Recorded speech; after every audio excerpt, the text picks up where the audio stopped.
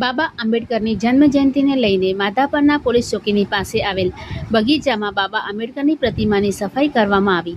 ત્યારબાદ પ્રતિમાને ફૂલહાર પહેરાવી દીપ પ્રગટાવીને બાબા આંબેડકર જયંતિની ઉજવણી કરવામાં આવી। આ પ્રસંગે ભારતીય જનતા પાર્ટીના પ્રદેશના અધ્યક્ષ દેવજીભાઈ વરચંદ સહિત અનેક મહાનુભાવો ઉપસ્થિત રહ્યા હતા। અત્રે ઉપસ્થિત ભાજપના આગેવાનો કાર્યકરોએ દીપ પ્રાગટ્ય કરી બાબા આંબેડકર જન્મજયંતિની ઉજવણી કરી હતી।